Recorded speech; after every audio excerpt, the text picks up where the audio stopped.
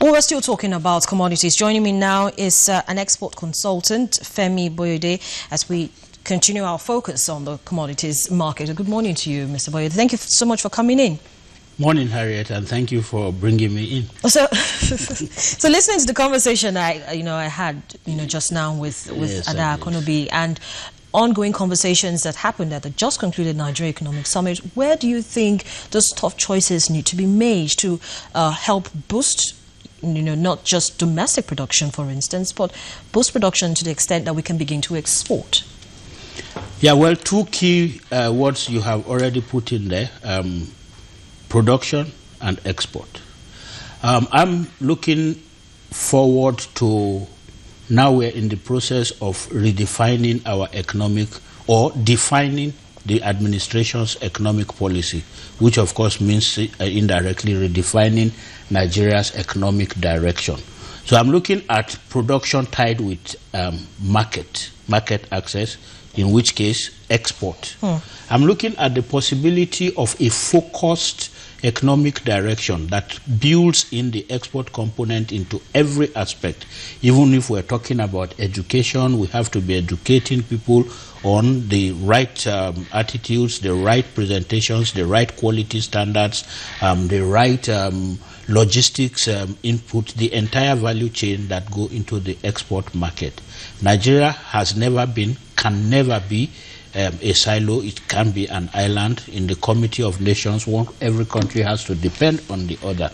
But for now, I think that, I was also privileged to be at the Economics Summit. I think we need to actually zero in, that's the word, zero in everything and realize that just from the conversation you had now, we are celebrating that oil prices have moved up to $50. But the truth is that they are not going to move beyond $80 for the next 4 years. And up till about 11 months ago, we had oil prices of above $100. The signal is quite clear. Oil is no longer the future of Nigeria. And the opposite of oil is non-oil. So now this is the time to get, what's their name? Segun Awolowo's Export Promotion Council needs to now get busy. We have to take things from promotion. Promotion is more or less theoretical. We have to go into the practical aspects of getting our things out there. So how can we get be more practical? Because you see, everybody's talking about those tough choices, and you can't make tough choices without making sacrifices as well. So in order to make those tough choices and the sacrifices that need to be made and be competitive, what needs to be done? Fine. Competitiveness means being able to be in the marketplace at about the same price with your competition. That's where the word comes from. Anyway, there's competition, and therefore you need to work to be at par or to surpass competition. As of today, Nigeria's exports cannot be competitive. 14 or 15 months ago, the then coordinating minister of the economy and the then Controller General of Customs decided to suspend, it's not written anywhere, decided on their own to suspend a law of the federal government of Nigeria. That law is the law backing or establishing the only export incentive that is functional in Nigeria. But then if it's not written anywhere, how would you know? No, because what did you introduce me as? As an export consultant, it is my business to know. And I'm telling you from a position of authority, and I stand to be questioned by anybody, that both of them suspended the export expansion grant, and I will explain technically with documents to back it up. Anyway, back to what I was saying. Competition means being able to be there at the right quality, at the right prices.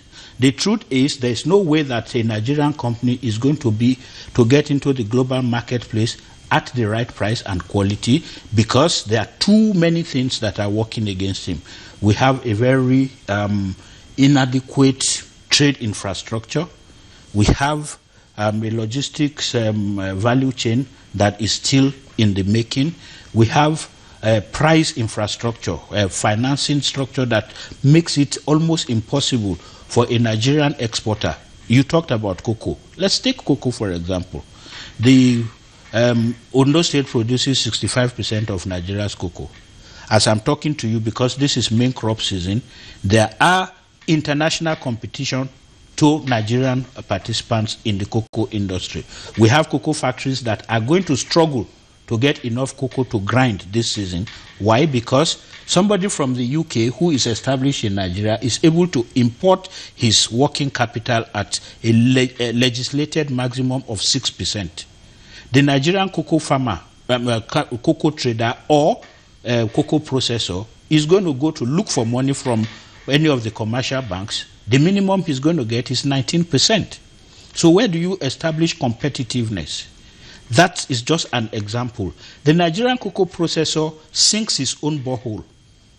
He runs on 23 hours of generator and 1 hour of NEPA. Thanks to the improving power situation, probably by the end of this year, he will probably have a 30-70% mix. But he's going to compete with somebody who is bringing the same cocoa butter, cocoa liquor from Malaysia, who doesn't face any of these challenges. So competitiveness is the name of the game. And I would say that for us to get there, that was your original question, actually. For us to get there, we need to go back to those policies. We need to resolve the stalemate that was created, like I said, in the air. Because if government law established an incentive or a policy, so to say, it must take a more recent and superior government law to remove that policy. I always say that a good businessman will be able to plan even in the face of negative policy, provided it is predictable, provided it is dependable, provided he can work around it. That's what makes a very good businessman. But when the man has factored in, I actually know that also for a fact that 90% of Nigerian exporters trade off some of what they get from the export expansion grant in order to be able to beat off competition from other people, especially in the areas of quality where we don't have. I'm again going to tell you about cocoa, and I'm sure your researcher, the lady you spoke to, will confirm this.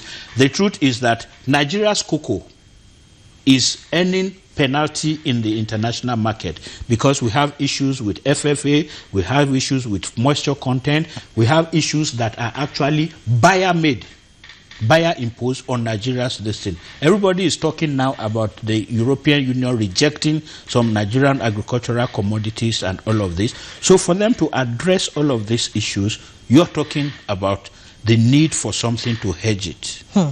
So we're going to continue this conversation, but at a later date where we have more time to look at these issues and see how best they can be addressed.